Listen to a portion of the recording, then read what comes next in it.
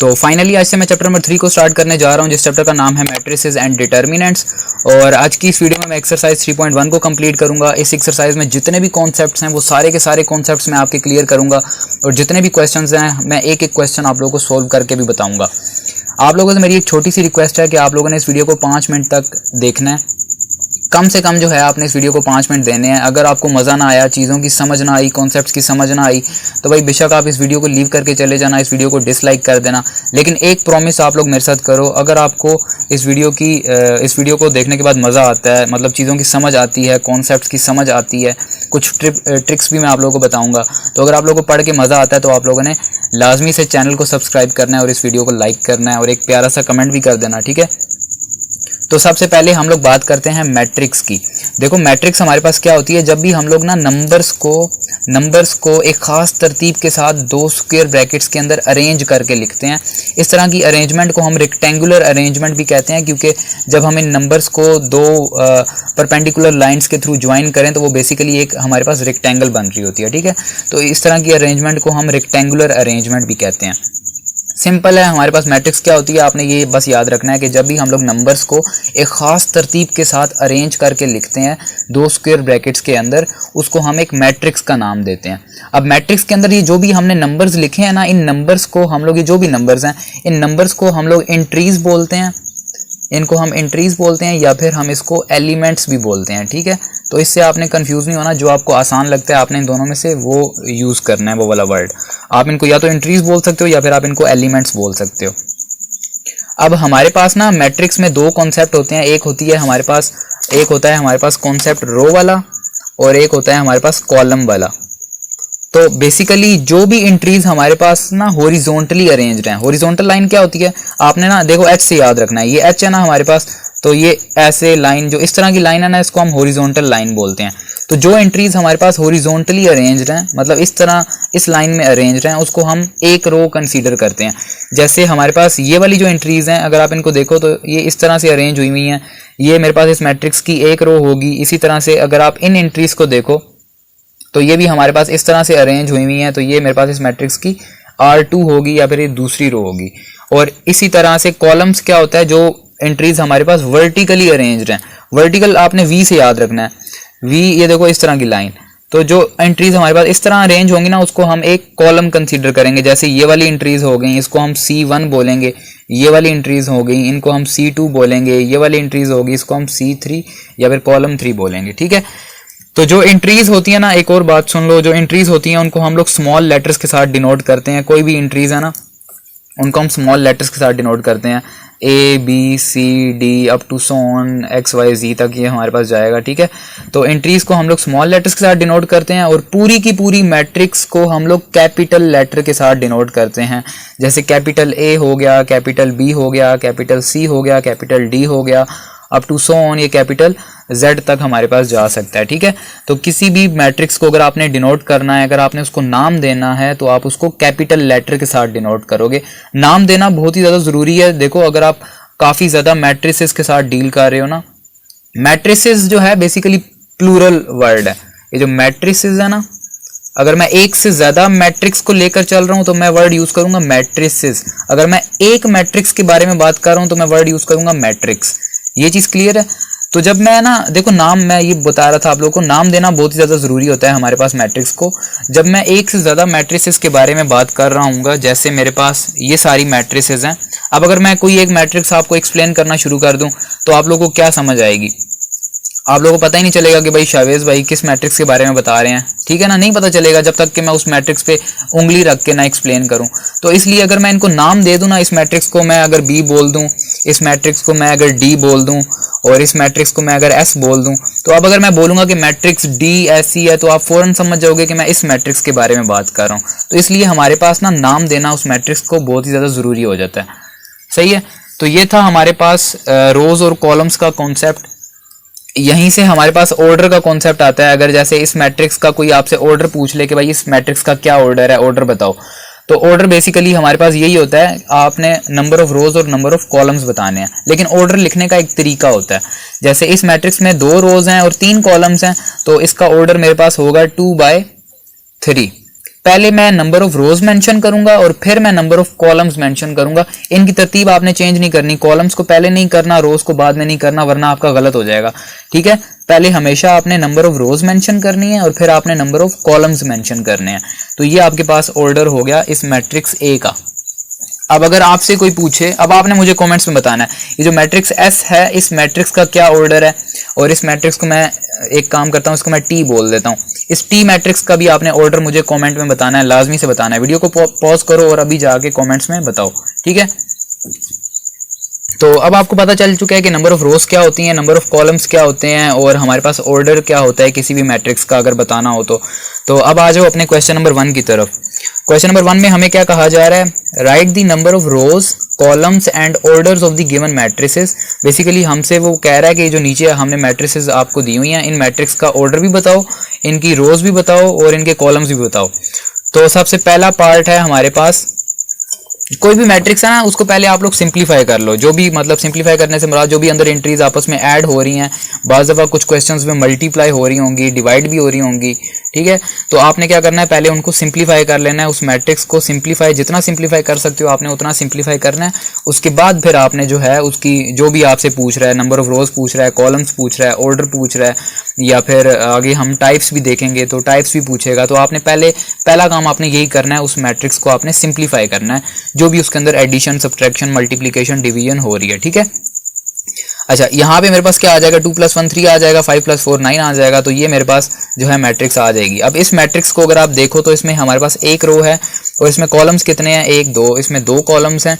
और अगर मुझे इस मैट्रिक्स का ऑर्डर बताना हो, अगर ऑर्डर लिखना हो तो मैं ऑर्डर क्या लिखूंगा, 1/2, ठीक है। अब आते हैं दूसरे पार्ट की तरफ, बी पार्ट। अब इसमें देखो, इसमें हमारे पास वेरिएबल्स आपस में ऐड हो रहे हैं, तो वेरिएबल्स को तो हम ऐड नहीं ना कर सकते जब तक कि हमें उनकी वैल्यूज ना पता हो। तो इसलिए ये हमारे पास ऐसे ही रहेगा, ये एक एंट्री है, ये एक एंट्री है, ये एक एंट्री है और एक ये एंट्री है। तो अब अगर इस मैट्रिक्स को देखो तो इसमें हमारे पास ये 2 रोज हैं, ये एंट्रीज इस तरह हॉरिजॉन्टली अरेंज्ड हैं, ये एक रो है और एक ये रो है। तो 2 रोज हैं हमारे पास और 2 ही हमारे पास कॉलम्स भी हैं। और अगर मुझे इस मैट्रिक्स का ऑर्डर लिखना होगा तो मैं कैसे लिखूंगा, 2/2। पहले आपने रोज बतानी है, फिर आपने कॉलम्स बताने हैं। इस चीज को लाजमी से याद रखना, मेन यही चीज याद रखने वाली है। नेक्स्ट हमारे पास है, अच्छा ये काफी इंपॉर्टेंट है, अगर इस वीडियो को यहीं पे पॉज करो और इसका मुझे आंसर दो, इसकी नंबर ऑफ रोज बताओ, कॉलम्स बताओ और मुझे इसका ऑर्डर भी बताओ। अगर जिसने बता दिया ना भाई मैं मान जाऊंगा आप लोगों को, ठीक है। तो ये हमारे पास ना बेसिकली अगर आप समझ रहे हो कि ये हमारे पास 2 रोज हैं, तो ऐसा बिल्कुल भी नहीं है। ये हमारे पास एक ही एंट्री है, 5 / 7 है। जिस तरह से यहाँ पे 1 + 2 ये एक ही एंट्री था ना, इसी तरह से ये भी हमारे पास एक ही एंट्री है। तो ये मेरे पास एक रो है और एक कॉलम है। तो जिस बच्चे ने 2 रोज गेस की थी तो भाई उसका गलत हो गया, सीधी सी बात है। तो ये हमारे पास एक रो है, तो इसमें एक रो है और कॉलम भी इसमें एक ही है। और अगर मुझे इस मैट्रिक्स का ऑर्डर बताना है तो मैं कैसे बताऊंगा, इसका ऑर्डर आ जाएगा मेरे पास 1/1। अच्छा, मैं आपको एक और मजे की बात बताऊं, जब भी हमारे पास ना ये दोनों चीजें सेम हो तो उसको हम सिंपल ऑर्डर 1 भी लिख सकते हैं। आगे कुछ क्वेश्चंस में आप देखोगे ये जो चीजें सेम होती है ना, इसको सिंपल मैं ऑर्डर 2 भी लिख सकता हूँ कि ये मेरे पास ऑर्डर 2 की मैट्रिक्स है, ठीक है। तो अगर ये दोनों सेम है तो मैं इसको ऐसे भी लिखा हुआ आपको नजर आएगा कुछ क्वेश्चंस में, या फिर ऐसे भी वो लिख देगा, तो इस चीज से आपने कंफ्यूज नहीं होना। अगर ऐसे लिखा हुआ है तो इसका मतलब वो 2/2 की मैट्रिक्स है, और अगर ऐसे लिखा हुआ है तो वो 1/1 की मैट्रिक्स है, ठीक है। अच्छा, नेक्स्ट क्वेश्चन की तरफ आ जाओ। यहाँ पे भी अगर आपने वीडियो को पॉज करके आंसर करना है तो आंसर कर सकते हो। और देखो, सबसे पहले आपने क्या करना है, इसको मैट्रिक्स को सिंप्लीफाई करना है। सिंप्लीफाई आप कैसे करोगे, अच्छा इसके 2 आंसर निकल के आएंगे। अगर तो आप पहले एडिशन कर लो फिर बाद में मल्टीप्लाई करो तो आपके पास क्या आएगा, 4 4 5 6 6 × 5 और 1 6 6 6 12 12 आ जाएगा आपके पास। और अगर आप पहले मल्टीप्लाई करो, मल्टीप्लाई करके ये क्या आ जाएगा, 4 + 2 + 5 5 6 7 8 9 10 11, तो आपके पास 11 आएगा। तो इन दोनों में से करेक्ट कौन सा है भाई, बहुत से बच्चे जो हैं 12 आंसर निकाला होगा, काफ़ी ने 11 भी निकाला होगा, तो आपके पास 11 करेक्ट है। क्यों करेक्ट है, क्योंकि आपने जो है पहले हमेशा मल्टीप्लाई करना होता है। एक रूल है हमारे पास, बोर्ड मास रूल, इसको हम बोर्ड मास रूल बोलते हैं। इसमें पहले हम लोग ब्रैकेट्स को सोल्व करते हैं, फिर हम देखते हैं ऑर्डर, कोई पावर वगैरह आ रही है, पावर को सोल्व करते हैं, उसके बाद फिर हम डिवीजन और मल्टीप्लिकेशन करते हैं, फिर हम लोग एडिशन और सब्ट्रैक्शन करते हैं। तो इसलिए पहले हम लोग मल्टीप्लिकेशन करेंगे, उसके बाद जो है फिर हम लोग एडिशन करेंगे, तो हमारे पास करेक्ट आंसर इसका 11 आएगा। तो इस मैट्रिक्स को जब मैं सिंप्लीफाई करूंगा ये मेरे पास आ जाएगी 11। तो इसमें एक रो है और एक ही कॉलम है, तो नंबर ऑफ रोज इसमें एक है, नंबर ऑफ कॉलम्स भी एक है, और इसका ऑर्डर मेरे पास क्या होगा 1/1। सही है। अब आ जाओ नेक्स्ट कॉन्सेप्ट की तरफ। नेक्स्ट कॉन्सेप्ट है हमारा इक्वल मैट्रिसेस का। दो या दो से ज्यादा मैट्रिसेस को हम लोग तब इक्वल बोलेंगे जब पहली बात उनका ऑर्डर सेम होना चाहिए और दूसरी बात कोरेस्पोंडिंग एंट्रीज आपस में सेम होनी चाहिए, तब हम उन दोनों मैट्रिसेस को आपस में बोलेंगे कि ये दो मैट्रिसेस, या फिर दो से ज्यादा भी हो सकती हैं, ये सारी मैट्रिसेस आपस में इक्वल हैं। ठीक है, मैं एग्जांपल्स आप लोगों को बताता हूँ, एग्जांपल के थ्रू ज्यादा अच्छी आपको समझ आएगी। जैसे ये एक मैट्रिक्स ए है, इसमें मेरे पास एंट्रीज हैं 1 2 3 4 और इसमें भी मेरे पास हैं 1 2 3 4। अब बहुत से बच्चे जो हैं इसको इक्वल बोलेंगे कि इसमें भी 1 2 3 4 है और इसमें भी 1 2 3 4 है, तो ये दोनों मैट्रिसेस आपस में इक्वल हैं। तो भाई ऐसा बिल्कुल भी नहीं है, ए जो है बी के इक्वल नहीं है। क्यों?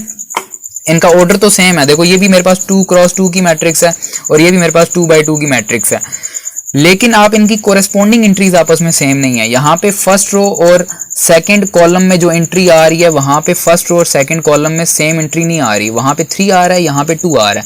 सेम इसी तरह से यहाँ पे सेकंड रो और फर्स्ट कॉलम में जो एंट्री आ रही है, वहां पे भी सेकंड रो और फर्स्ट कॉलम में डिफरेंट एंट्री आ रही है।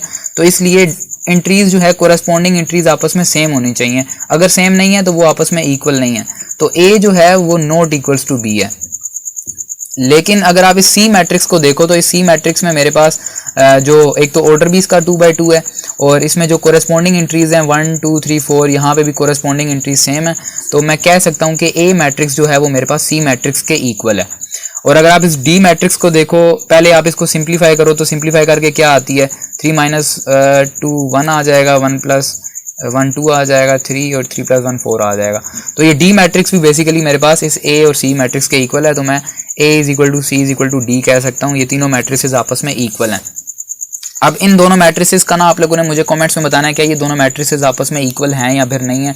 इसको चेक करने के लिए पहले आप इस मैट्रिक्स को सिंप्लीफाई कर लो। ये आपके पास आ जाएगा -9 4 - 2, ये आपके पास 2 आ जाएगा, ये 1/2 ही रहेगा। और ये आपके पास आ जाएगा 2 + 2 4 आ जाएगा 5। तो अब आप अगर देखो तो इन दोनों मैट्रिसेस का ऑर्डर भी सेम है। ऑर्डर क्या है हमारे पास 2/3 की मैट्रिक्स है, ये भी मेरे पास 2/3 की मैट्रिक्स है। ऑर्डर सेम है। कोरेस्पोंडिंग एंट्रीज अगर आप देखो तो कोई भी एंट्री देखो तो वो हमारे पास आपस में इक्वल हैं। तो इसलिए ई मैट्रिक्स जो है वो हमारे पास एफ मैट्रिक्स के इक्वल है।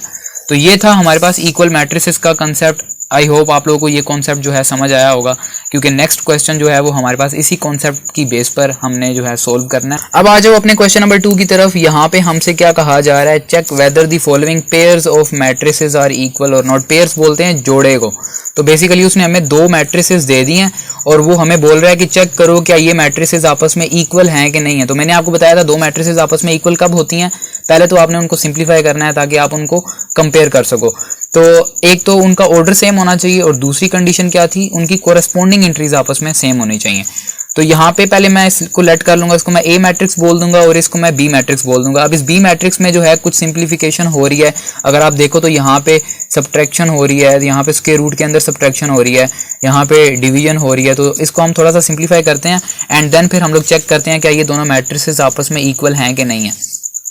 तो यहाँ पे 25 प्लस का 25 माइनस का 25 दोनों कैंसिल आउट हो जाएंगे और इस 25 को मैं लिख सकता हूँ 5 का स्क्वायर डिवाइडेड बाय नीचे 5 ऐसे ही रहेगा। सेम यहाँ पे 16 को मैं लिख सकता हूँ 4 का स्क्वायर डिवाइडेड बाय 4 और यहाँ पे स्क्वायर रूट के अंदर प्लस का 16 माइनस का 16 कैंसिल हो जाएगा तो ये 0 आ जाएगा। स्क्वायर रूट 0 जो है वो 0 के इक्वल आएगा। अब यहाँ पे ये जो है ना देखो स्क्वायर रूट से कैंसिल होगा तो ये क्या बनेगा, ये 5/5 बन जाएगा और ये दोनों आपस में जब कटेंगे तो ये 1 के इक्वल आ जाएगा। तो इसकी वैल्यू जो है ये 1 के इक्वल आ जाएगी और इसकी वैल्यू भी जो है 1 के इक्वल आ जाएगी। अब आप लोग मुझे बताओ क्या ये ए और बी आपस में इक्वल हैं। पहले तो आप इनका ऑर्डर निकाल लो। इस ए का क्या ऑर्डर है, मेरे पास 2/2 की मैट्रिक्स है तो मैं यहाँ पे लिखूंगा 2/2 और इस तरह से ऑर्डर ऑफ मैट्रिक्स बी अगर आप निकालो तो ये भी आपके पास 2/2 की मैट्रिक्स है। अब आप चेक करो क्या इनकी कोरेस्पोंडिंग एंट्रीज आपस में सेम है। तो यहाँ पे देखो फर्स्ट रो और फर्स्ट कॉलम में 0 आ रहा है, वहां पे फर्स्ट रो और फर्स्ट कॉलम में 1 आ रहा है। तो इसका मतलब इनकी कोरेस्पोंडिंग एंट्रीज आपस में सेम नहीं है, तो ये दोनों मैट्रिसेस आपस में इक्वल भी नहीं है। तो मैं यहाँ पे एक स्टेटमेंट लिखूंगा as order of matrix A and B are equal. जैसा कि मैट्रिक्स ए और बी का ऑर्डर तो सेम है but corresponding elements are not equal, लेकिन कोरेस्पोंडिंग एलिमेंट्स या फिर एंट्रीज जो हैं वो इक्वल नहीं है। So the given pair of matrices, तो ये जो गिवन हमें दिया हुआ है जोड़ा मैट्रिसेस का, ये हमारे पास इक्वल नहीं है। सही है। नेक्स्ट क्वेश्चन है हमारा, इसको अगर आप पॉज करके इसका आंसर करना चाहो तो आप आंसर कर सकते हो। और पहले तो हम जो है इस मैट्रिक्स को यहाँ पे देखो बी, इसको हम लेट कर लेते हैं, इसको हम ए बोल देते हैं, इसको हम बी बोल देते हैं। ये बी मैट्रिक्स जो है सिंप्लीफाई हो रही है, यहाँ पे अंदर एडिशन हो रही है, तो ये क्या आ जाएगा 3 4 5 6, तो ये बी मैट्रिक्स आपके पास आ जाएगी 6। Simplify B matrix we get, तो ये हमने इसको सिंप्लीफाई किया, हमारे पास ये आ गई। अब आपने क्या काम करना है, पहले तो आप इनका ऑर्डर फाइंड कर लो। तो ये ए मैट्रिक्स का ऑर्डर जो है, एक रो है 3 कॉलम है, तो मैं इसको लिख सकता हूँ 1/3। और बी मैट्रिक्स का ऑर्डर है, इसमें एक रो और एक ही कॉलम है 1/1। ठीक है, अब नेक्स्ट हम क्या करेंगे, पहले तो इनका ऑर्डर ही सेम नहीं है, इनका ऑर्डर ही डिफरेंट है। तो जब ऑर्डर ही डिफरेंट है तो अगली बात करने की जरूरत ही नहीं है। तो मैं सिंपली यहाँ पे लिख दूंगा order of matrix A and B are not equal, so the given pair of matrices are not equal. Next question है हमारा, अच्छा यहाँ पे ये बहुत ही इंटरेस्टिंग क्वेश्चन है। देखो अब आपको देखने से ये इक्वल लग रहा होगा क्योंकि यहाँ पे भी 1 है 2 है और यहाँ पे भी 1 और 2 आपको नजर आ रहा है, लेकिन यहाँ पे एक एंट्री है क्योंकि ये 1 डिवाइडेड बाय 2 है, यहाँ पे ये दोनों डिफरेंट एंट्रीज हैं। ठीक है, तो इसलिए यहाँ पे जो ऑर्डर है, ऑर्डर हमारे पास सेम नहीं होगा क्योंकि इसका ऑर्डर होगा 1/1। ए मैट्रिक्स का ऑर्डर क्या होगा हमारे पास 1/1, और बी मैट्रिक्स का अगर आप ऑर्डर देखो तो ये आपके पास आएगा 2/1, ये हमारे पास आ जाएगा 2/1। तो ऑर्डर ही सेम नहीं है, तो इसलिए नेक्स्ट तो हम देख ही नहीं सकते, वो तो दूर की बात है।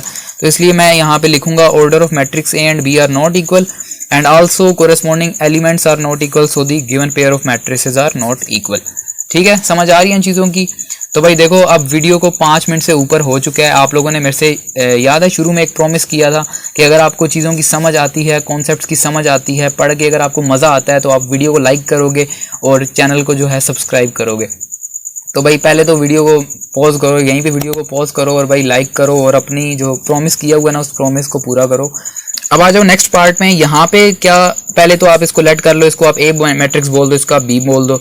अब ये देखो ए मैट्रिक्स भी यहाँ पे सिंप्लीफाई हो रही है, तो इसको आप सिंप्लीफाई कर लो। सिंप्लीफाई होने के बाद ये हमारे पास ये मैट्रिक्स बनेगी और बी मैट्रिक्स को भी आप सिंप्लीफाई करो।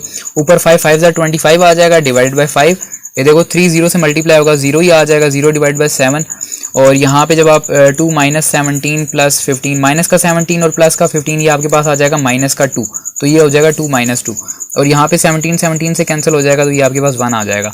अब आप इसको और सिंप्लीफाई करो, 25 से कैंसिल होगा तो ये 1 आ जाएगा। 0 किसी भी चीज़ से डिवाइड हो तो वो 0 ही आ जाता है। 2 - 2 0 आ जाएगा और 1 जो है वो एज इट इज़ आ जाएगा। अब आप जो है इन दोनों मैट्रिक्स का पहले ऑर्डर फाइंड कर लो। तो इस मैट्रिक्स ए को देखो तो ये मेरे पास 2/2 की मैट्रिक्स है, तो मैं यहाँ पे लिखूंगा 2/2। और अगर आप इसको देखो तो इसमें भी 2 रोज और 2 कॉलम्स हैं, तो इसको मैं लिखूंगा 2/2। तो ऑर्डर तो इनका सेम है। तो अब हम चेक करते हैं कि इनकी कोरेस्पॉन्डिंग एंट्रीज भी सेम है। तो यहाँ पे फर्स्ट रो और फर्स्ट कॉलम में जो एंट्री आ रही है, वहाँ पे फर्स्ट रो और फर्स्ट कॉलम में वही एंट्री आ रही है, तो इसका मतलब है बाकी भी आप देखो तो बाकी भी आपको सेम नज़र आ रही हैं। तो इसलिए मैं बोलूँगा कि इन दोनों मैट्रिसेस का एक तो ऑर्डर भी सेम है, order of matrix A and B are equal, also corresponding elements of both matrices are equal, so the given pair of matrices are equal. Next concept है हमारा टाइप्स ऑफ मैट्रिसेस का। तो सबसे पहली type है हमारे पास row matrix. तो देखो ये हमारे पास नाम से ही पता चल रहा है रो मैट्रिक्स। तो ऐसी मैट्रिक्स जिसमें सिर्फ एक ही रो हो उसको हम रो मैट्रिक्स बोलेंगे। जैसे ये वाली मैट्रिक्स है, इसमें सिर्फ एक ही रो है, इसमें भी एक ही रो है और इसमें भी एक ही रो है। कॉलम्स जितने मर्जी हो सकते हैं लेकिन रो एक होनी चाहिए। कॉलम एक भी हो सकता है, एक से ज़्यादा भी हो सकते हैं। नेक्स्ट हमारे पास टाइप है कॉलम मैट्रिक्स। तो ये भी नाम से पता चल रहा है कॉलम मैट्रिक्स, मतलब इसमें एक ही कॉलम होगा हमारे पास। जैसे हमारे पास ये वाली मैट्रिक्स है, इसमें एक ही कॉलम है, इसमें भी एक ही कॉलम है और इसमें भी हमारे पास एक ही कॉलम है। रोज जितनी मर्जी हो सकती हैं लेकिन शर्त यह है कि कॉलम एक होना चाहिए। सही है, ये तीनों हमारे पास कॉलम मैट्रिसेस हैं। अच्छा, यहाँ पे अगर आप इस मैट्रिक्स को गौर से देखो, जिस मैट्रिक्स में ये मैट्रिक्स इस तरह की मैट्रिक्स जिसमें एक ही एंट्री हो, वो हमारे पास रो मैट्रिक्स भी होगी और कॉलम मैट्रिक्स भी होगी। सही है। अच्छा, नेक्स्ट हमारे पास टाइप है स्क्वायर मैट्रिक्स। तो ऐसी मैट्रिक्स जिसमें number of rows number of columns के इक्वल हों। तो अगर नंबर ऑफ रोज कॉलम्स के इक्वल हैं तो उसको हम एक स्क्वायर मैट्रिक्स बोलेंगे। जैसे यहाँ पे देखो ये सेम आ चुकी है हमारे पास, इसमें भी एक ही एंट्री है, ये 1 by 1 की मैट्रिक्स है, इसमें नंबर ऑफ रोज कॉलम्स के इक्वल हैं, तो इसलिए मैं इसको एक स्क्वायर मैट्रिक्स भी बोल सकता हूँ। इसको मैं रो मैट्रिक्स भी बोल सकता हूँ, इसको मैं कॉलम मैट्रिक्स भी बोल सकता हूँ और इसको मैं स्क्वायर मैट्रिक्स भी बोल सकता हूँ। तीनों मैट्रिसेस हम इसको बोल सकते हैं। आगे और टाइप्स पढ़ेंगे, ये और भी टाइप्स जो हैं वो हम इसको बोलेंगे। अच्छा, ये जो आप देखो तो इसमें मेरे पास 2 रोज हैं और 2 कॉलम्स हैं, तो ये मेरे पास 2 by 2 की मैट्रिक्स है। नंबर ऑफ रोज आपस में कॉलम्स के इक्वल हैं, तो ये मेरे पास जो है इसमें भी नंबर ऑफ रोज आपस में नंबर ऑफ कॉलम्स के इक्वल हैं, 3 रोज हैं और 3 कॉलम्स हैं। तो ऐसी मैट्रिसेस जिसमें नंबर ऑफ रोज कॉलम्स के इक्वल हों तो उसको हम स्क्वायर मैट्रिक्स कहते हैं। नेक्स्ट हमारे पास है रेक्टेंगुलर मैट्रिक्स।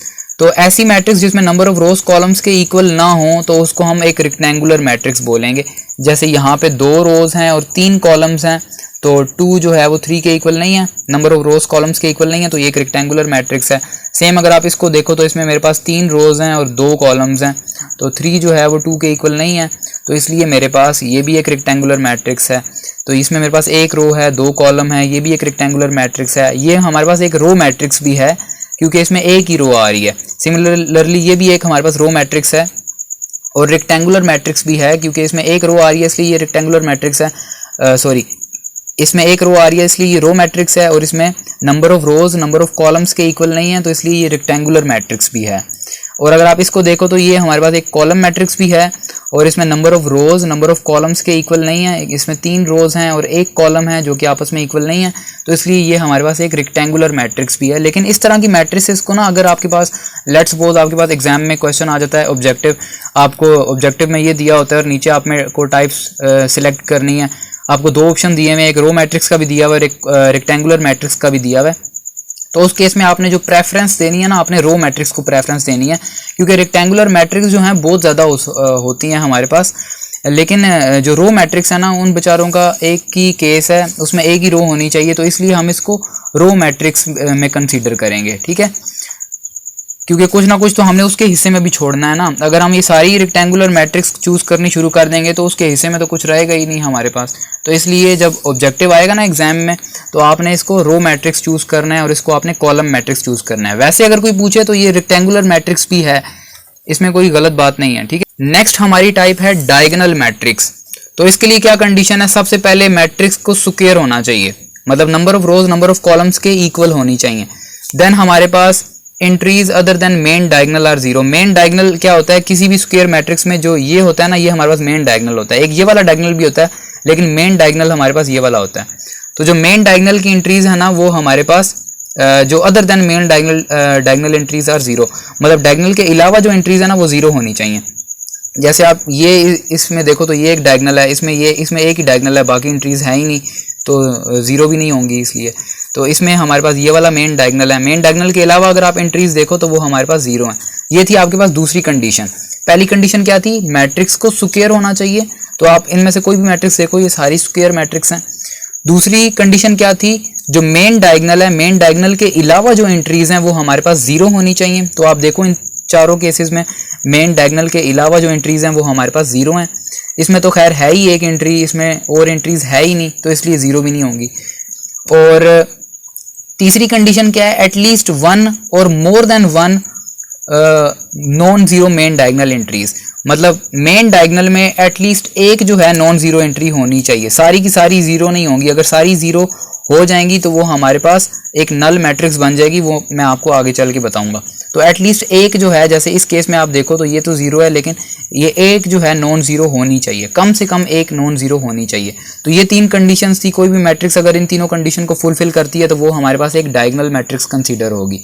नेक्स्ट आगे हमारे पास स्केलर मैट्रिक्स आती है। ऐसी स्पेशल डायगोनल मैट्रिक्स, देखो स्केलर मैट्रिक्स के लिए मैट्रिक्स को डायगोनल होना चाहिए। ऐसी डायगोनल मैट्रिक्स जिसमें हमारे पास मेन डायगोनल की एंट्रीज अगर सेम हो जाएं तो उसको हम, उस डायगोनल मैट्रिक्स को हम स्केलर मैट्रिक्स बोल देंगे। जैसे अगर आप इसको देखो तो ये हमारे पास एक स्केलर मैट्रिक्स है, -2r है। अच्छा ये देखो, ये हमारे पास है ही -3 है, इसके अलावा और एंट्रीज है ही नहीं, तो इसलिए ये हमारे पास एक स्केलर मैट्रिक्स भी होगी। और आप अगर इसको देखो तो यहाँ पे मेन डायगोनल एंट्रीज जो हैं ये भी हमारे पास सेम हैं, तो ये भी हमारे पास एक स्केलर मैट्रिक्स होगी। एक चीज़ का आपने ख्याल रखना है, एंट्रीज जो मेन डायगोनल में 1 नहीं होना चाहिए और 0 नहीं होना चाहिए, क्योंकि अगर 1 होगा तो वो हमारे पास नेक्स्ट टाइप बन जाएगी, और अगर 0 होगा तो वो हमारे पास नल मैट्रिक्स बन जाएगी। ये मैं आपको बताता हूँ। तो देखो अगर हमारे पास अब आ जाए नेक्स्ट टाइप पे जो है हमारे पास यूनिट मैट्रिक्स। तो ऐसी स्केलर मैट्रिक्स को हम लोग यूनिट मैट्रिक्स बोलेंगे जिसमें जो मेन डायगोनल है उसमें 1 आ जाएगा। ठीक है, मैंने अभी आपको बताया था ना कि 1 नहीं होना चाहिए स्केलर मैट्रिक्स में। अगर 1 हो जाता है तो उसको हम लोग यूनिट मैट्रिक्स बोलेंगे, या फिर इसका नाम है multiplicative identity matrix. Multiplicative identity से क्या मुराद है, किसी भी मैट्रिक्स के साथ अगर आप इसको मल्टीप्लाई करोगे ना तो हमारे पास वही मैट्रिक्स आ जाएगी। ठीक है, कोई भी लेट्स सपोज कोई भी एक मैट्रिक्स है ए, अगर आप उसको आइडेंटिटी मैट्रिक्स के साथ मल्टीप्लाई करते हो, आइडेंटिटी मैट्रिक्स को हम लोग आई से रिप्रेजेंट करते हैं, तो ये मैट्रिक्स हमारे पास एज इट इज आ जाएगी। तो ये हमारे पास, इसलिए हम इसको मल्टीप्लिकेटिव आइडेंटिटी भी बोलते हैं। आइडेंटिटी का मतलब है मैं खुद, ठीक है, तो कोई भी मैट्रिक्स इसके साथ मल्टीप्लाई होगी तो वो खुद ब खुद आ जाएगी हमारे पास, ठीक है। तो ये हमारे पास 1 by 1 की आइडेंटिटी मैट्रिक्स है या यूनिट मैट्रिक्स है, इसको मैं I1 बोलूंगा क्योंकि 1 by 1 की मैट्रिक्स है। ये मेरे पास I2 है क्योंकि 2 by 2 की आइडेंटिटी मैट्रिक्स है। ये मेरे पास I3 है क्योंकि 3 by 3 की एक यूनिट मैट्रिक्स, या फिर आप इसको मल्टीप्लिकेटिव आइडेंटिटी मैट्रिक्स बोल सकते हो। अब आ जाओ नेक्स्ट टाइप पे, जो कि हमारे पास है नल मैट्रिक्स या फिर जीरो मैट्रिक्स भी इसको बोलते हैं, और इसको एडिटिव आइडेंटिटी मैट्रिक्स भी बोलते हैं। सेम जैसे मल्टीप्लिकेटिव आइडेंटिटी थी, ऐसे ही एडिटिव आइडेंटिटी है। एडिटिव आइडेंटिटी से मुराद किसी भी मैट्रिक्स में, लेट्स सपोज आपके पास एक ए मैट्रिक्स है, अच्छा, नल मैट्रिक्स को हम लोग कैपिटल ओ के साथ रिप्रेजेंट करते हैं, और यूनिट मैट्रिक्स को हम कैपिटल आई के साथ रिप्रेजेंट करते थे, इसको हम लोग कैपिटल ओ के साथ रिप्रेजेंट करेंगे। तो मैं बता रहा था किसी भी मैट्रिक्स के साथ आप नल मैट्रिक्स को ऐड करोगे ना, तो वो मैट्रिक्स एज इट इज आ जाएगी, इसलिए हम इसको एडिटिव आइडेंटिटी कहते हैं, क्योंकि किसी भी मैट्रिक्स में इसको ऐड किया जाए तो वो हमारे पास मैट्रिक्स एज इट इज आ जाती है। तो नल मैट्रिक्स में हमारे पास सारी की सारी एंट्रीज जीरो होंगी, ऑर्डर उसका कुछ भी हो, लेकिन एंट्रीज सारी की सारी जीरो होनी चाहिए। अब मैं आपको एक ट्रिक बताता हूँ, वो ट्रिक बेसिकली क्या है, हमारे पास SDSU। आगे जब भी हम लोग क्वेश्चंस में ना आपको टाइप पूछेगा कि भाई इस मैट्रिक्स की टाइप बताओ, तो अगर तो वो एक स्क्वायर मैट्रिक्स है, S का मतलब है स्क्वायर, ठीक है, अगर तो वो एक स्क्वायर मैट्रिक्स है तो आप चेक करोगे क्या वो डायगोनल भी है कि नहीं है, ठीक है। डायगोनल कैसे आप चेक करोगे, मेन डायगोनल के अलावा बाकी सारी एंट्रीज उसकी जीरो होनी चाहिए। तो अगर वो हमारे पास डायगोनल मैट्रिक्स भी है तो फिर आप चेक करोगे कि क्या वो स्केलर मैट्रिक्स है कि नहीं है। स्केलर मैट्रिक्स से मुराद अगर मेन डायगोनल की एंट्री सारी सेम हो जाती हैं तो वो उसको हम स्केलर मैट्रिक्स बोलेंगे। अगर वो स्केलर मैट्रिक्स है फिर आप चेक करोगे कि क्या वो यूनिट मैट्रिक्स है कि नहीं है, ठीक है। Unit matrix, multiplicative identity matrix भी इसको हम बोलते हैं। अगर सारी की सारी एंट्रीज 1 हो जाती हैं मेन डायगोनल की तो उसको हम एक यूनिट मैट्रिक्स बोलेंगे। तो आगे जब हम क्वेश्चंस को सोल्व करेंगे तो ये ट्रिक हमें काम आने वाली है।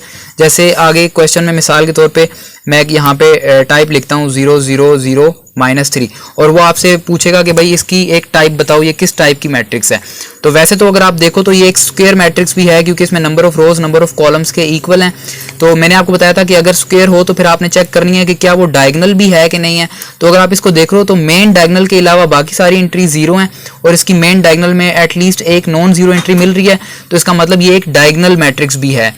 तो मैंने आपको बोला था कि अगर मैट्रिक्स डायगोनल हो तो फिर आप चेक करो क्या वो स्केलर है कि नहीं है। तो अगर आप इसको देखो तो मेन डायगोनल की सारी एंट्री सेम नहीं है, ये वाली -3 है लेकिन ये वाली -3 नहीं है, तो इसका मतलब ये हमारे पास इसकी टाइप क्या होगी, डायगोनल मैट्रिक्स। इसको हम स्क्वायर मैट्रिक्स नहीं बोलेंगे, वैसे तो ये स्क्वायर मैट्रिक्स भी है लेकिन हम इसको स्क्वायर मैट्रिक्स नहीं बोलेंगे, इसको हम डायगोनल मैट्रिक्स बोलेंगे, ठीक है। तो ये ट्रिक थी SDSU। बाकी मैट्रिक्स तो आप लोग पहचान लोगे, रो मैट्रिक्स में एक ही रो आती होगी, कॉलम मैट्रिक्स में एक ही कॉलम आएगा, और स्क्वायर मैट्रिक्स में number of rows number of columns के इक्वल होंगी, रेक्टेंगुलर मैट्रिक्स में number of rows number of columns के इक्वल नहीं होंगी, और जो नल मैट्रिक्स है उसमें सारी की सारी एंट्रीज आपस में जीरो होंगी। एक ये ट्रिक आपने याद रखनी है, मेनली कन्फ्यूजन इसी में होती है। इस तरह का अगर कोई क्वेश्चन ऑब्जेक्टिव में आ जाता है और नीचे आपको ऑप्शन में दिया होता है, जैसे एक और मैं आपको एग्जांपल बताता हूँ, यहाँ पे आ जाता है 3 3 और ये 0 0, नीचे ऑप्शन में आपको दिया होगा square matrix, diagonal matrix, scalar matrix. तो वैसे तो ये तीनों ही मैट्रिक्स हैं, अगर आप इसको देखो तो ये एक स्क्वायर मैट्रिक्स भी है, number of rows number of columns के इक्वल है, लेकिन मैंने आपको बोला था कि अगर कोई मैट्रिक्स स्क्वायर हो तो आपने चेक करना है क्या वो डायगोनल भी है कि नहीं है। तो अगर आप इसको देखो तो मेन डायगोनल के अलावा सारी एंट्री जीरो है, और मेन डायगोनल में एटलीस्ट एक नॉन जीरो एंट्री है, सारी नॉन जीरो है, तो इसलिए ये एक डायगोनल मैट्रिक्स भी है। तो अब आपने क्या काम करना है, अब आपने इसको स्केलर के लिए भी चेक करना है। तो जब मेन डायगोनल की सारी एंट्री सेम हो जाए तो इसको हम स्केलर मैट्रिक्स बोलते हैं, तो इसलिए आपने स्केलर वाला ऑप्शन चूज करना है, डायगोनल वाला चूज नहीं करना, ना ही आपने जो है स्क्वायर मैट्रिक्स का ऑप्शन चूज करना है। अच्छा, अब एक ऐसी मैट्रिक्स जिसमें सिर्फ एक ही एंट्री हो हमारे पास, उसको हम क्या बोलेंगे। इसको वैसे तो आप रो मैट्रिक्स भी बोल सकते हो, कॉलम मैट्रिक्स भी बोल सकते हो, स्क्वायर मैट्रिक्स भी बोल सकते हो, लेकिन अगर आप इसको रो कॉलम बोलो तो आप उसमें कंफ्यूज रहोगे, रो मैट्रिक्स चूज करें या फिर कॉलम मैट्रिक्स चूज करें। तो यहाँ पे अगर आप देखो वो जो मैंने आपको अभी कॉन्सेप्ट बताया है SDSU, तो ये एक स्क्वायर मैट्रिक्स भी है। तो स्क्वायर मैट्रिक्स अगर हो तो फिर आपने डायगोनल के लिए चेक करना है। तो ये एक डायगोनल मैट्रिक्स भी है क्योंकि मेन डायगोनल के अलावा बाकी सारी एंट्री जीरो होनी चाहिए। तो इस केस में तो बाकी एंट्रीज है ही नहीं, तो वो जीरो क्या होंगी हमारे पास, इसलिए ये हमारे पास एक डायगोनल मैट्रिक्स भी है। अगर डायगोनल मैट्रिक्स हो तो मैंने आपको बताया आपने स्केलर मैट्रिक्स के लिए चेक करना है। तो अगर आप इसमें देखो तो मेन डायगोनल की एंट्रीज एक ही है, वैसे तो सारी सेम होनी चाहिए, तो इसमें है ही एक है, तो इसलिए इसको हम स्केलर मैट्रिक्स बोलेंगे। तो ये यूनिट मैट्रिक्स तब होती है जब इसकी एंट्री 1 होती है हमारे पास, तो इसलिए अभी ये हमारे पास स्केलर मैट्रिक्स है। अगर कोई ऑब्जेक्टिव आ जाता है जिसमें एक मैट्रिक्स दी होती है और उसमें सिर्फ एक ही एंट्री है, तो आपने उस केस में स्केलर मैट्रिक्स का ऑप्शन चूज करना है। ना आपने रो मैट्रिक्स चूज करना है, ना आपने कॉलम मैट्रिक्स चूज करना है, ना आपने कोई और मैट्रिक्स चूज करना है, आपने सिंपल स्केलर मैट्रिक्स चूज करना है। अगर यहाँ पे 1 होता है तो आपने उस केस में यूनिट मैट्रिक्स चूज कर लेना है, और अगर 0 होता है तो वो हमारे पास नल मैट्रिक्स बन जाएगी। ठीक है, अब आ जाओ अपने नेक्स्ट क्वेश्चन की तरफ, क्वेश्चन नंबर 4 की तरफ। क्वेश्चन नंबर 3 मैं आपको करवाता हूं, लेकिन पहले आप क्वेश्चन नंबर 3 देख लो। यहाँ पे हमें कहा जा रहा है right the most appropriate type of following matrices. Appropriate कहते हैं मुनासिब, वो कह रहा है सबसे मुनासिब टाइप जो बनती है ना वो वाली आपने बतानी है। तो इसमें पहले पार्ट को अगर आप देखो तो ये हमारे पास एक स्क्वायर मैट्रिक्स भी है, तो उसी कॉन्सेप्ट को आपने याद रखना है, उसी ट्रिक को, SDSU। तो अगर मैंने आपको बोला था एक स्क्वायर मैट्रिक्स हो तो आप चेक करो क्या वो डायगोनल है। तो इसके मेन डायगोनल के अलावा बाकी सारी एंट्रीज जीरो हैं, और मेन डायगोनल में एटलीस्ट एक नॉन जीरो होनी चाहिए, तो यहाँ पे सारी नॉन जीरो हैं, तो इसका मतलब ये एक डायगोनल मैट्रिक्स भी है। तो आप चेक करो कि ये स्केलर मैट्रिक्स है, तो सारी मेन डायगोनल एंट्रीज सेम है, तो इसलिए मैं इसको स्केलर मैट्रिक्स बोलूंगा।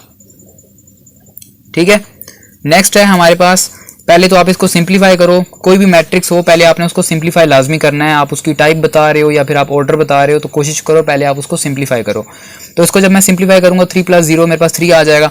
अब सेम आप इसको देखो तो ये मेरे पास एक स्क्वायर मैट्रिक्स है क्योंकि इसमें number of rows number of columns के इक्वल हैं, 2 रोज हैं और 2 कॉलम्स हैं। अब आप चेक करो क्या ये डायगोनल मैट्रिक्स है कि नहीं है। तो इसके डायगोनल मैट्रिक्स के अलावा एक तो सारी एंट्री जीरो होनी चाहिए, और मेन डायगोनल में एटलीस्ट एक नॉन जीरो एंट्री होनी चाहिए, तो इसलिए ये एक डायगोनल मैट्रिक्स है।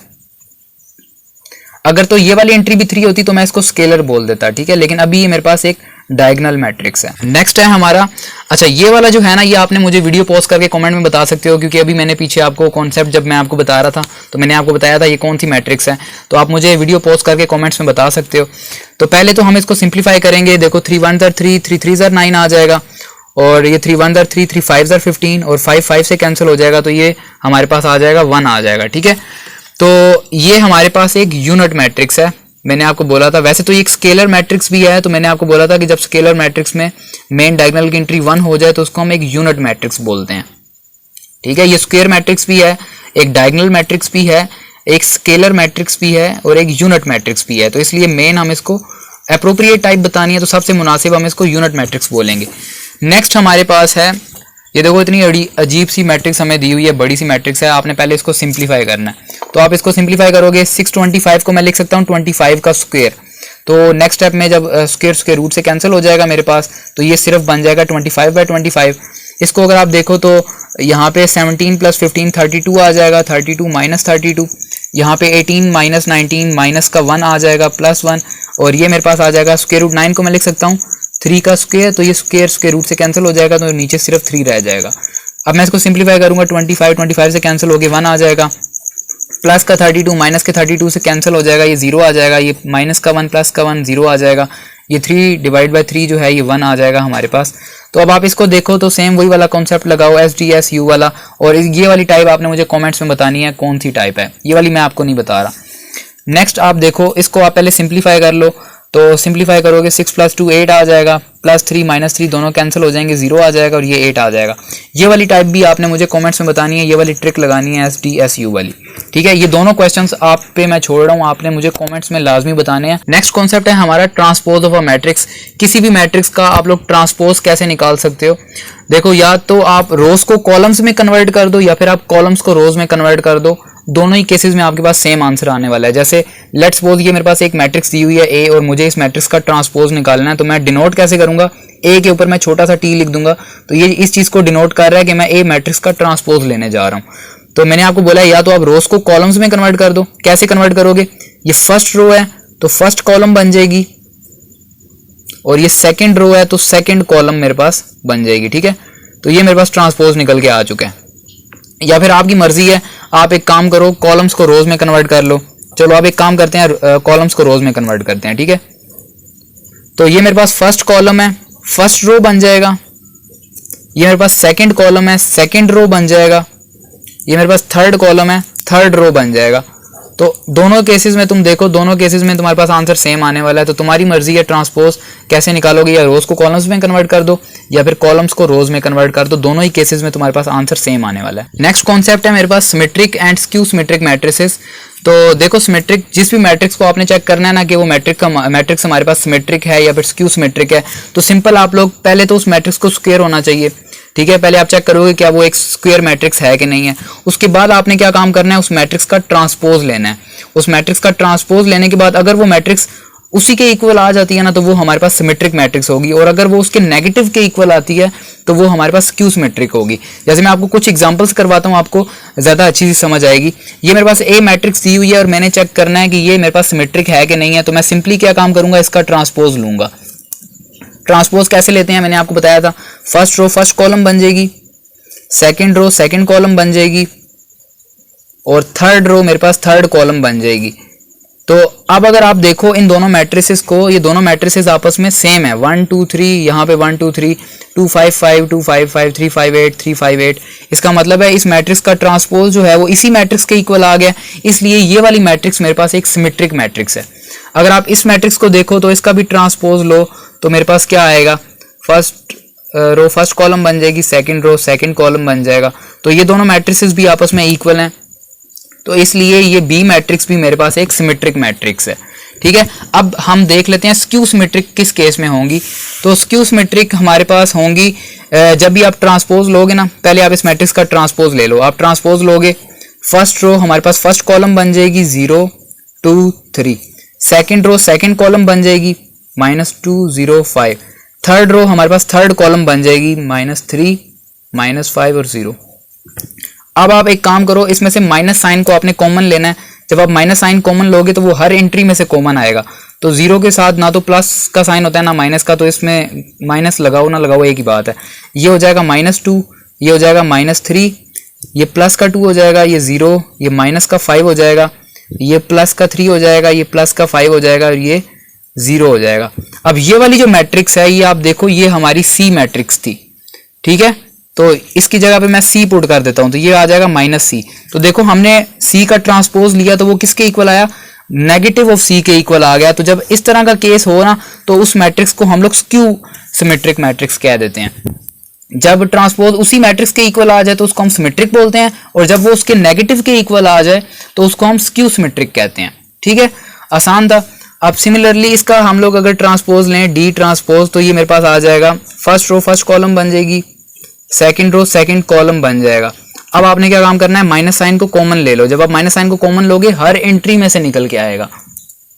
तो 0 ऐसे ही रहेगा, ये प्लस का 3 था तो माइनस का 3 हो जाएगा, ये माइनस का 3 था तो ये प्लस का 3 हो जाएगा, और ये मेरे पास 0 एज इट इज रहेगा, ठीक है। तो अब ये वाली मैट्रिक्स अगर तुम देखो तो ये बिल्कुल डी मैट्रिक्स तुम्हें नजर आ रही है, 0 3 -3 0 0 3 -3 0। तो इसकी जगह पे मैं जो है डी पुट कर सकता हूँ, ये आ जाएगा -d। तो इसलिए इसका ट्रांसपोज जो है -d के इक्वल है, तो इसलिए मैं इसको स्क्यू सिमेट्रिक मैट्रिक्स बोलूंगा। अब मैं तुम्हें एक ट्रिक बताता हूँ, तुम ना बिना ट्रांसपोज लिए किसी भी मैट्रिक्स को देख के ही बता सकते हो कि वो हमारे पास सिमेट्रिक है या फिर स्क्यू सिमेट्रिक है। तो सबसे पहले सिमेट्रिक के लिए ट्रिक देख लो। देखो डायगोनल एंट्रीज तुम्हारे पास जो मर्जी हो, डायगोनल एंट्रीज तुम्हारे पास डिफरेंट हो सकती हैं, लेकिन सिमेट्रिक मैट्रिक्स के लिए ये जो ऊपर वाली एंट्रीज है ना, ये यहाँ पे नीचे वाली एंट्रीज के बराबर होनी चाहिए। जैसे यहाँ पे देखो 2 3 5 था, यहाँ पे भी तुम्हारे पास 2 3 5 होना चाहिए। और यहाँ पे अगर तुम देखो डायगोनल की एंट्रीज कुछ भी हो, नेगेटिव हो सकती हैं, पॉजिटिव हो सकती हैं, कुछ भी हो, मैटर नहीं करता, लेकिन मेन डायगोनल के ये जो ऊपर और नीचे वाली एंट्रीज है ना, ये आपस में सेम होनी चाहिए। तो अगर तो सेम है तो वो सिमेट्रिक मैट्रिक्स होगी तुम्हारे पास। बिना ट्रांसपोज लिए भी तुम ऐसे चेक कर सकते हो, ठीक है। अगर तुम ट्रांसपोज भी लोगे तो तुम्हारे पास सेम वैसे ही आ जाएगा, ठीक है। अब स्क्यू सिमेट्रिक के लिए हमारे पास क्या ट्रिक है, पहले तो स्क्यू सिमेट्रिक के लिए तुमने याद रखना है डायगोनल एंट्रीज हमेशा 0 होंगी, ठीक है। किसी भी मैट्रिक्स को अगर आपने चेक करना है कि वो स्क्यू सिमेट्रिक है कि नहीं है बिना ट्रांसपोज लिए, तो ट्रिक क्या है, पहली ट्रिक तो यही है कि उसकी जो मेन डायगोनल की एंट्रीज हैं वो सारी की सारी 0 होंगी, और मेन डायगोनल के ऊपर वाली जो एंट्रीज है ना और नीचे वाली एंट्रीज हैं वो एक दूसरे का नेगेटिव होंगी। जैसे अगर ऊपर है मेरे पास 2 3 5, तो नीचे होगा माइनस का 2 माइनस का 3 माइनस का 5, मतलब नेगेटिव साइन के साथ होंगे। ठीक है, जैसे यहाँ पे अगर -3 है तो वहां पे हमें प्लस का 3 मिलना था। तो ये हमारे पास स्क्यू सिमेट्रिक मैट्रिक्स को चेक करने की एक ट्रिक है। मेन डायगोनल की एंट्रीज हमारे पास 0 होंगी और मेन डायगोनल के ऊपर नीचे वाली एंट्रीज एक दूसरे का नेगेटिव होंगी। जैसे यहाँ पे प्लस का 2 है तो वहां पे -2 होगा, यहाँ पे प्लस का 3 है तो वहां पे माइनस का 3 होगा, यहाँ पे प्लस का 5 है तो वहां पे माइनस का 5 होगा। ठीक है, तो ये हमारे पास ट्रिक थी स्क्यू सिमेट्रिक और सिमेट्रिक मैट्रिक्स को चेक करने की बिना ट्रांसपोज लिए। अब आ जाओ अपने नेक्स्ट क्वेश्चन में, क्वेश्चन नंबर 5। इसमें हमें क्या कहा जा रहा है, check for symmetric and skew symmetric matrices from the following. तो वो बोल रहे हैं नीचे जो मैट्रिसेस दी हुई हैं चेक करो कि इनमें से कौन सी सिमेट्रिक मैट्रिक्स है और कौन सी स्क्यू सिमेट्रिक है। तो अभी मैंने आपको बताया था आपने सिंपली ट्रांसपोज लेना है। तो आप इस मैट्रिक्स को पहले हम इसको लेट कर लेंगे ए के इक्वल, फिर हम जब इसका ट्रांसपोज लेंगे फर्स्ट रो को फर्स्ट कॉलम में कन्वर्ट कर दिया, सेकंड रो को सेकंड कॉलम में कन्वर्ट कर दिया, थर्ड रो को थर्ड कॉलम में कन्वर्ट कर दिया। तो देखो ट्रांसपोज लेने के बाद भी इस मैट्रिक्स में कोई फर्क नहीं पड़ा, दोनों मैट्रिक्सेस सेम है आपस में। तो इसलिए मैं यहाँ पे लिखूंगा which implies A transpose is equal to A. तो इसलिए ये जो गिवन मैट्रिक्स है ये मेरे पास सिमेट्रिक है। नेक्स्ट हमारे पास है, देखो देख के ही नजर आ रहा है, मैंने आपको ट्रिक बताया था ना, मेन डायगोनल की एंट्रीज 0 होंगी और ऊपर नीचे जो एंट्रीज होंगी वो एक दूसरे का नेगेटिव होंगी। तो यहाँ पे देख के नजर आ रहा है कि ये एक स्क्यू सिमेट्रिक मैट्रिक्स है। लेकिन हमने पेपर में जब हम क्वेश्चन को सोल्व करेंगे तो हम प्रॉपर चीजें फाइंड करेंगे। तो यहाँ पे पहले मैं इसको लेट कर लेता हूँ ए के इक्वल। अब मैं ए ट्रांसपोज निकालूंगा, फर्स्ट रो फर्स्ट कॉलम बन जाएगी, सेकंड रो सेकंड कॉलम बन जाएगा। ठीक है, अब यहाँ से मैं क्या काम करूंगा, माइनस साइन को कॉमन निकाल लूंगा। जब माइनस साइन को कॉमन निकालूंगा तो वो हर एंट्री में से निकल के आएगा, इस चीज को याद रखना। तो 0 में से माइनस निकलेगा तो वो तो 0 ही रहेगा, उसको तो कोई फर्क नहीं पड़ेगा, उसके साथ माइनस लिखो या फिर ना लिखो। 0 एक नॉन नेगेटिव और नॉन पॉजिटिव नंबर है, ये आपको पता है। अच्छा, यहाँ पे ये प्लस का 9 था तो माइनस का 9 हो जाएगा, यहाँ पे ये माइनस का 9 था तो ये प्लस का 9 हो जाएगा और ये 0। तो अब ये जो है ये हमारे पास ए मैट्रिक्स के इक्वल है, तो इसकी जगह पे मैं ए पुट कर सकता हूँ। तो ये मेरे पास आ जाएगा A transpose is equal to -a। तो जब ऐसा केस हो जाए, जब किसी मैट्रिक्स का ट्रांसपोज उसके नेगेटिव के इक्वल आ जाए, तो वो हमारे पास एक स्क्यू सिमेट्रिक मैट्रिक्स होती है। नेक्स्ट हमारा क्वेश्चन है, इसको सबसे पहले हम ए के इक्वल लेट कर लेंगे। अब हम इसका ट्रांसपोज लेंगे। वैसे तो ये देखने से भी नजर आ रहा है मेन डायगोनल की एंट्रीज 0 है और अगर ऊपर नीचे वाली एंट्रीज देखो तो एक दूसरे का नेगेटिव है, तो ये एक स्क्यू सिमेट्रिक मैट्रिक्स है। ये मैंने आपको ट्रिक बताई थी। लेकिन अगर आप इसका ट्रांसपोज निकालो तो फर्स्ट रो फर्स्ट कॉलम में कन्वर्ट हो जाएगी, सेकंड रो सेकंड कॉलम में कन्वर्ट हो जाएगी, थर्ड रो थर्ड कॉलम में कन्वर्ट हो जाएगी। अब आपने क्या काम करना है, इस पूरी मैट्रिक्स में से -1 को या फिर सिर्फ माइनस साइन को आपने कॉमन निकालना है। तो जब आप कॉमन निकालोगे तो यहाँ पे देखो ये प्लस का 2 हो जाएगा, ये प्लस का 4 हो जाएगा, ये ये प्लस का 2 हो जाएगा और ये वाली एंट्रीज जो है माइनस हो जाएंगी। अब ये पूरी मैट्रिक्स जो है ये तुम ए मैट्रिक्स को गौर से देखो तो ये ए मैट्रिक्स के इक्वल है, तो इसकी जगह पे मैं ए पुट कर दूंगा। तो ए ट्रांसपोज जो है उस -a के इक्वल आ चुका है, तो इसलिए ये हमारे पास एक स्क्यू सिमेट्रिक मैट्रिक्स है। नेक्स्ट हमारे पास क्वेश्चन है, इसमें भी हम इसको पहले ए के इक्वल लेट कर लेंगे एंड देन फिर हम इसका ट्रांसपोज निकालेंगे। ट्रांसपोज निकालने के बाद माइनस साइन को कॉमन लो, तो ये वाली जो है ये मैट्रिक्स इसके इक्वल आ रही है, तो इसकी जगह पे मैं -a को पुट करूंगा। तो ए ट्रांसपोज जो है उसी के नेगेटिव के इक्वल आ गया, तो इसलिए ये भी हमारे पास एक स्क्यू सिमेट्रिक मैट्रिक्स है। नेक्स्ट हमारा क्वेश्चन है, यहाँ पे सबसे पहले इसको लेट कर लेंगे ए के इक्वल और फिर मैं इसका ए ट्रांसपोज निकालूंगा। फर्स्ट रो मेरे पास फर्स्ट कॉलम में कन्वर्ट हो जाएगी, सेकंड रो सेकंड कॉलम में कन्वर्ट हो जाएगी। तो ये मेरे पास ट्रांसपोज निकल के आ चुका है। तो तुम देख सकते हो ट्रांसपोज लेने के बाद भी इस मैट्रिक्स में कोई फर्क नहीं पड़ा, ये मैट्रिक्स उसके ट्रांसपोज के ही इक्वल है। तो इस केस में ये हमारे पास सिमेट्रिक मैट्रिक्स है। ठीक है, अच्छा अब हमारा नेक्स्ट क्वेश्चन है, क्वेश्चन नंबर 6। इसमें हमें कहा जा रहा है right a symmetric and skew symmetric matrix of order 3। तो वो बोल रहा है कि हमें ऑर्डर 3 की सिमेट्रिक मैट्रिक्स भी लिखो और स्क्यू सिमेट्रिक भी लिखो। तो मैंने आपको बोला है ऑर्डर 3 का मतलब यही है कि ऑर्डर 3/3 जब ये चीज सेम हो, तो मैंने आपको बोला था इसको हम एक ही बार लिख सकते हैं। ठीक है, तो हमने सिमेट्रिक मैट्रिक्स भी लिखनी है ऑर्डर 3 की और स्क्यू सिमेट्रिक भी मैट्रिक्स लिखनी है ऑर्डर 3 की।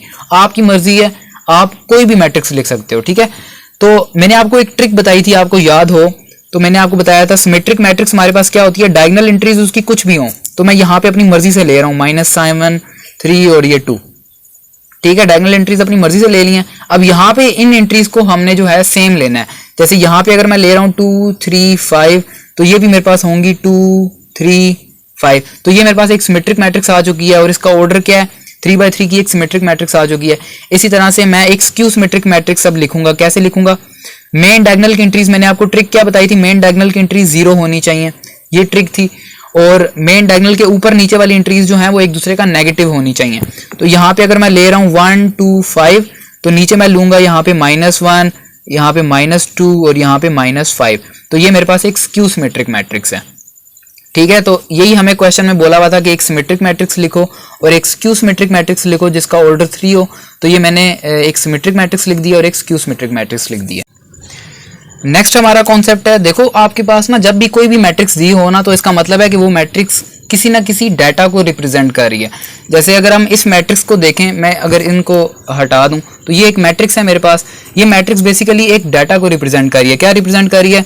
देखो अली जो है, अली ने 9 गोल्ड मेडल्स जीते हुए हैं, ठीक है। अगर मैं आपसे पूछूं कि अहमद ने कितने सिल्वर मेडल्स जीते हैं, तो आप क्या काम करोगे? ये अहमद वाला कॉलम है और ये सिल्वर मेडल्स वाली रो है।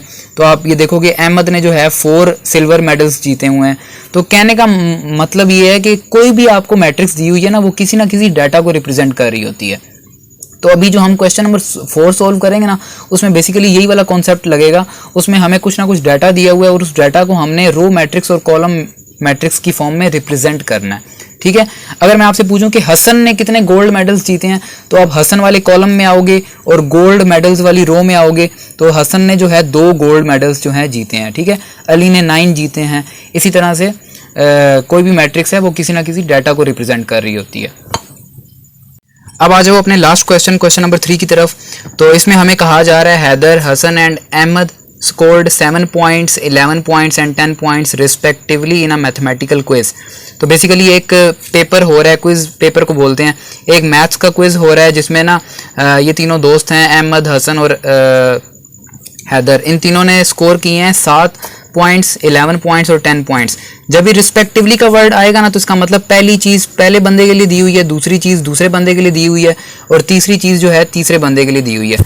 तो मतलब हैदर ने 7 पॉइंट स्कोर किए हैं, हसन ने 11 पॉइंट स्कोर किए हैं और अहमद ने 10 पॉइंट स्कोर किए हैं मैथमेटिकल क्विज में। तो वो कह रहा है कि display the data in a row matrix and column matrix. तो ये जो डाटा है वो कह रहा है इसको रो मैट्रिक्स में भी रिप्रेजेंट करो और कॉलम मैट्रिक्स में भी रिप्रेजेंट करो। तो मैं रो मैट्रिक्स में कैसे रिप्रेजेंट करूंगा? सबसे पहले देखो, रो मैट्रिक्स में मैं रिप्रेजेंट करता हूँ, सबसे पहले इन नंबर्स को मैं लिख लेता हूँ 7, 11 और 10। ये बेसिकली पॉइंट्स को रिप्रेजेंट कर रहे हैं। इस केस में मेरे पास तो ये गोल्ड मेडल्स नहीं है ना, ये पॉइंट्स हैं।